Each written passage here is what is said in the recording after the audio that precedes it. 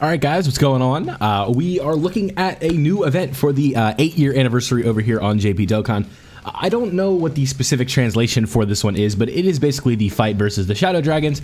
Now you guys might be looking at this team and wondering where is the new LR, or where are the new LRs? We did summons for those, but right away we did not, this was before the banners went live, so clearly you guys can see we are just farming up the stones in order to do that, but just a quick spoiler video, we did get a Goku Black Rift on the Buu Saga banner, so really happy that we went ahead and got the one that we were looking for right away, so can't complain about that. But let's go ahead and talk about the event and explain the team that we are using. You know, I often see people talk about like how it's useful to explain the team, right?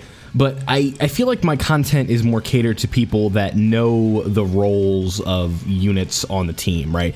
And it's not to say, you know, I guess you could take this as a compliment. It's like I'm saying if you watch my videos, you're smart about Dokkan, right? So I guess that's one way to look at it. But I feel that sitting down and taking the time to explain somebody like Carnival Goku just being in slot 1 to use his guard should be pretty self-explanatory. But if not, and again, this isn't me saying like, oh, you like anyone that watches, like if you don't know what they do, you don't know what you're talking about. But again, endgame content, you kind of do have to have a little bit of a grasp of what units do to really be able to make things easier for you, but let's just go ahead and quickly explain the team. So we are looking at the Kamehameha team. We probably could have done a setup with like Beyond Super Saiyan or something like that with this, but I wanted to incorporate AGL, UI Goku, and physical Kid Goku on the team in some way, shape, or form.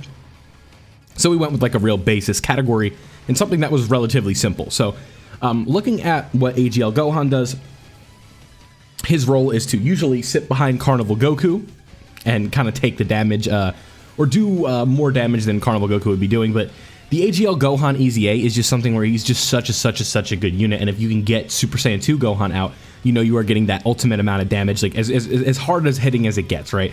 8-year anniversary units aside, we are talking some of the hardest hitting EZAs like ever, right? So Super Saiyan 2 Gohan, Super Saiyan 1 Gohan in this case, he's here to defensively stack, he's here to guard, he's here to stack his attack.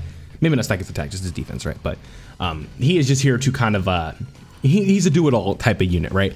And the same thing goes for this AGL UI Goku, where his primary role is to either float or sit in slot 2, depending on how the rotations go, because you guys are seeing the worst-case scenario rotation where I have to put him in slot 2 to get links, and his role is to take, after doing his supers and getting his double supers or triple supers with crits, we are looking for him to just go ahead and simply dodge the attacks and not take damage, because the best type of defense in this game is the dodge when it works, because even with damage reduction, you can take damage. When you dodge, you can't take damage, so I mean, obviously a unit that dodges can take damage, but if you do the dodge, it's 0 damage. I hope that made sense. But with the LR gods, they are here for their first turn guard, as well as their power, the attack nullification that they provide, and overall just kind of like the link set that they have, the attack numbers, the defensive numbers. They are a very well-rounded unit for an easier fight like this. This is nowhere near the level of the red zone, in my opinion, in terms of like the way this went. For the 8-year anniversary difficult event, quote unquote, maybe something more is coming, but this was nowhere near as hard as I was expecting it to be. I'm hoping that the next phase versus probably it'll be so far we fought in like the 3 runs that you have against this. I don't know which. I think that's HAZE Shenron. I don't know off the top of my head, right? But we fought 4 Shadow Dragons so far, so I'm thinking we have probably 2 more stages in part 3 or part 2, and then maybe 1 more in part 3.